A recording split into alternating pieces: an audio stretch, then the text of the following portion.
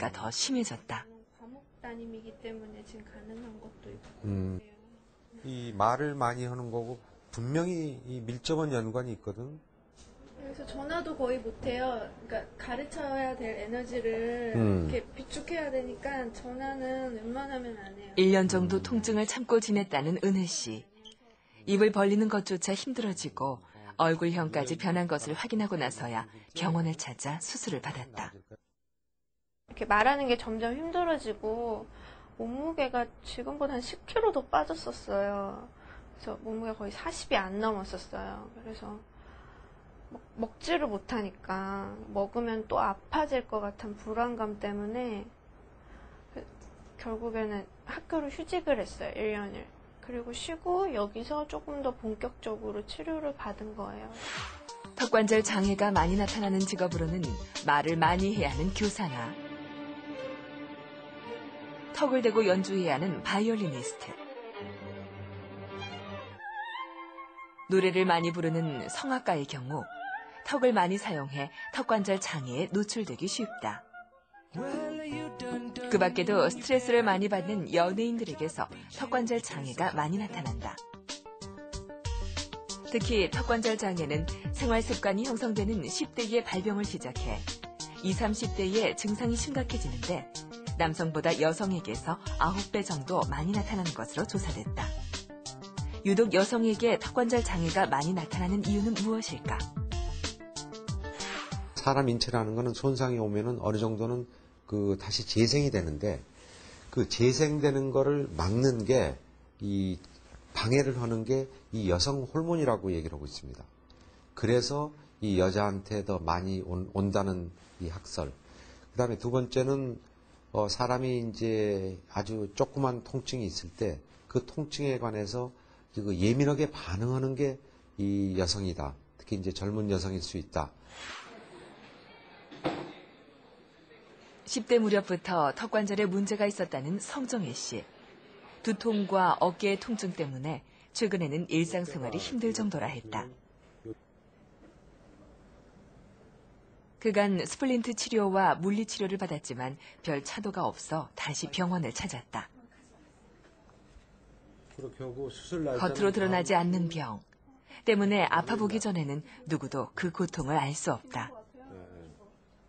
어쩌면 김 교수는 환자들의 속사정을 속속들이 이해하는 유일한 사람일 것이다.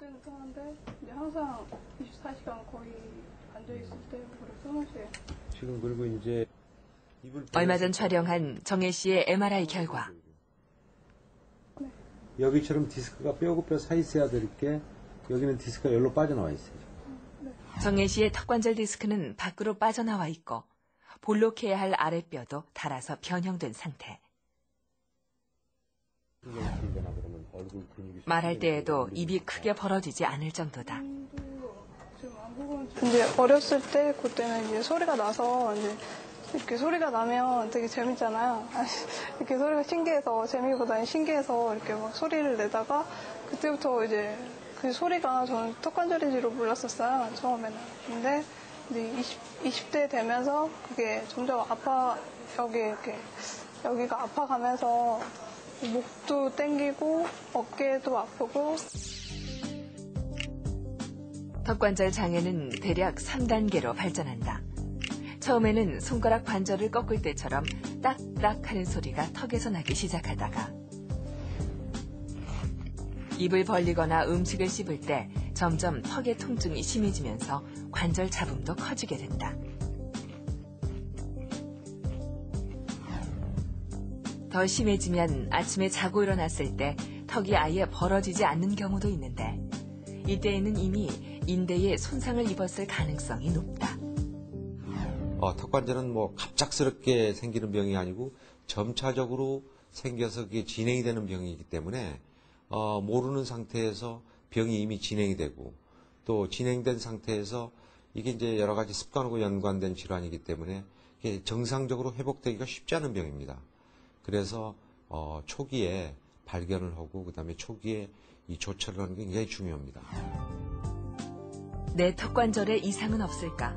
자가 진단 방법은 간단하다. 먼저 귀 앞 턱관절 부위에 손가락을 대고 누른 채로 입을 천천히 벌렸다 다무는데 이때 손가락으로 누르는 부위가 아픈 경우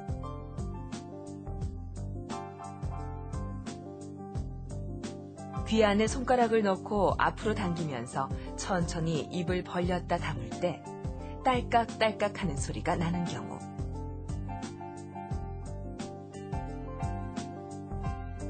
손가락 3개를 붙여 입에 넣을 수 있을 정도로 입이 벌어져야 하는데 그렇지 못할 경우 턱관절 장애를 의심해야 한다.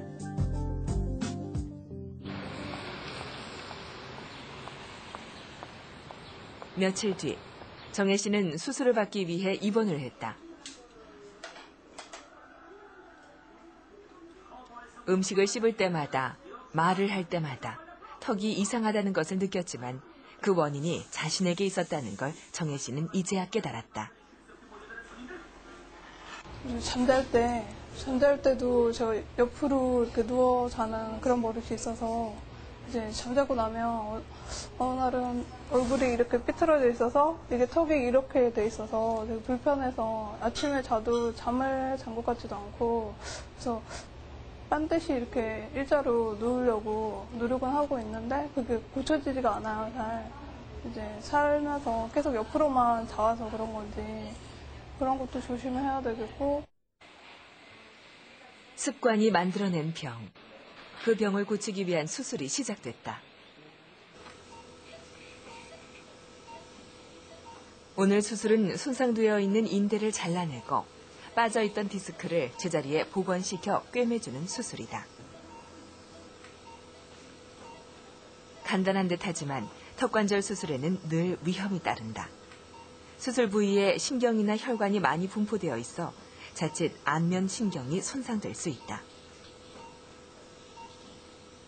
잘못될 경우 수술 후 눈이 감기지 않거나 입이 비뚤어지는 등 운동신경에 이상이 생길 수 있다. 때문에 어려운 수술일수록 집도의의 경험이 무엇보다 중요하다.